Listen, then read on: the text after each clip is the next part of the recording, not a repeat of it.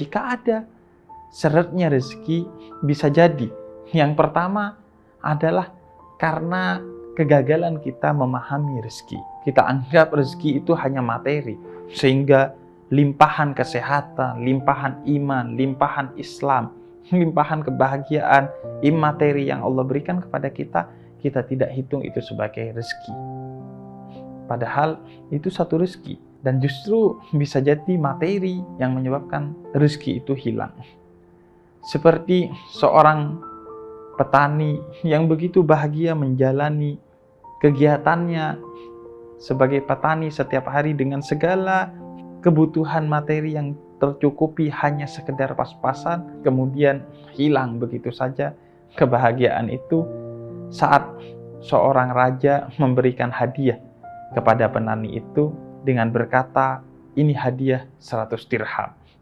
Padahal isinya hanya 99 dirham, dan ketika ia hitung 99 dirham, dia kemudian bingung, yang 1 dirham kemana? Dan itu justru yang menyebabkan ia tidak bahagia. Padahal sebelumnya ketika dia tidak memiliki 99 dirham, dia bahagia. Tapi ketika diberi 99 dirham, dia hilang kebahagiaannya karena berpikir kemana 1 dirham yang hilang. Karena itu salah satu pintu masuknya rezeki, kata Allah di dalam Al-Quran itu adalah rasa syukur. Sebagaimana Allah katakan dalam surat Ibrahim ayat ke-7. Pintu rezeki yang lain, kata Allah dalam surat An-Najm ayat 39, adalah hasil usaha kita. Bisa jadi rezeki tidak datang kepada kita dan terasa serat karena usaha yang kita lakukan belum maksimal. Pintu rezeki yang lain, kata Allah dalam surat Al-Isra ayat 31, adalah anak kita. Maka lahirnya anak itu adalah sumber rezeki yang lain. Karena setiap anak telah ditetapkan oleh Allah rezekinya. Sumber yang lain dalam surat Al-Baqarah ayat 245 adalah sedekah. Karena dengan bersedekah artinya kita telah berkata kepada Allah bahwa jadikan kami sebagai perantara untukmu menurunkan rezeki kepada orang-orang yang ada di sekitarku. Karena itu sedekah, dia adalah sumber rezeki. Dan siapa yang rajin bersedekah, berarti dia rajin menjadi mitra Allah untuk membagikan rezeki kepada orang lain, sehingga Allah pasti cukupi rezekinya. Dan siapa yang bersedekah, dia dicintai oleh orang di sekitarnya, sehingga orang yang ada di sekitarnya selalu membantu dia ketika dia sedang kesusahan. Dalam surat An-Nur ayat 32, pintu rezeki yang kelima adalah menikah. Karena dengan menikah artinya dua orang dengan dua rezeki yang berbeda disatukan. Dan dalam surat Hud ayat ke-6 Allah katakan rezeki itu ada yang sudah dijamin oleh Allah. Mau usaha ataupun tidak usaha, rezeki itu ada. Sebagaimana seorang bayi yang meskipun dia diam saja di dalam perut ibunya selama 9 bulan, ia tetap mendapatkan rezeki dari Allah. Dan ini juga sekaligus motivasi bagi kita, bahwa jika saat menjadi bayi di dalam perut ibumu saja Allah menjamin rezekimu, apalagi saat engkau berada di luar perut ibumu, kamu bisa berusaha semaksimal mungkin, maka jangan khawatir dengan rezekimu. Dan yang ketujuh, kata Allah, sumber rezeki adalah istighfar. Sebagaimana Allah katakan dalam surat Nuh ayat 10-12. Karena dengan istighfar kita memohon ampun kepada Allah, dan ampunan itu kemudian menjadi pintu terbukanya rezeki. Karena seorang yang mendekatkan diri kepada Allah, ia akan mendapatkan tambahan rezeki karena kedekatannya dengan Allah.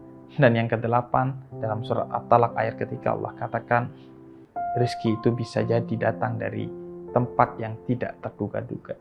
Berapa banyak orang yang mencari jodoh ke belahan pulau manapun di Indonesia, tapi justru mendapatkan jodohnya yang tidak jauh dari rumahnya, atau tetangganya sendiri, atau saudaranya sendiri.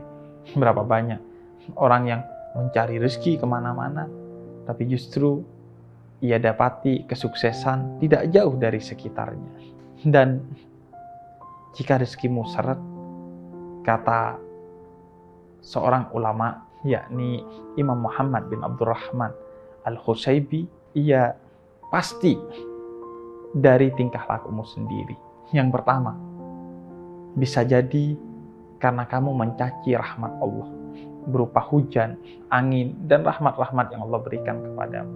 Maka kita diajarkan oleh Nabi, ketika hujan turun, angin datang, jangan kau hujan, karena itu adalah rahmat dari Allah. Dan yang kedua, mengutip apa yang disampaikan dalam riwayat Imam Ibn Abbas, bisa jadi rezekimu seret karena kamu menolak untuk berbagi hal-hal yang menjadi kebutuhan dasar bagi manusia, seperti air, pangan, dan kebutuhan-kebutuhan lainnya. Karena itu berbagilah. Karena berbagi justru menjadi sebab rezeki yang Allah berikan kepada kita.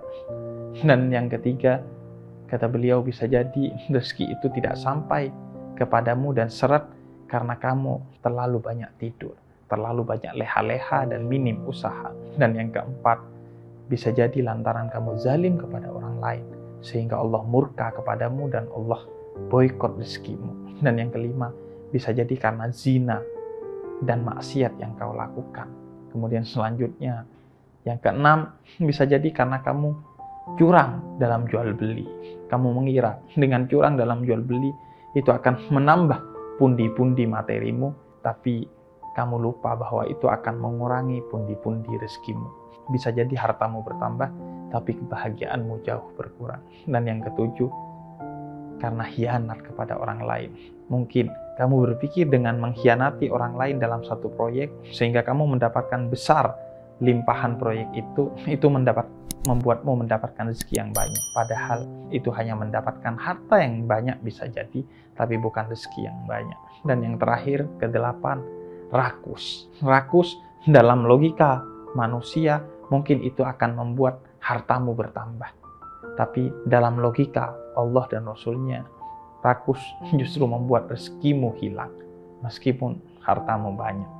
Karena itu, Islam mengajarkan kepada kita bahwa rezeki memang bisa jadi harta, tapi rezeki utamanya ia bukan harta, tapi ia adalah sesuatu yang sifatnya pemberian dari Allah yang akan membuat kita damai, akan membuat kita bahagia, akan membuat kita semakin dekat kepada Allah. Maka apapun yang membuat kita damai, bahagia, dan semakin dekat kepada Allah, itu adalah rezeki yang harus kita syukuri, yang harus kita sadari, sehingga kita tidak lalai.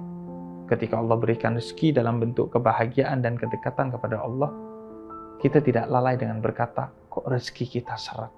Maka jangan pernah sama dengankan rezeki dengan harta.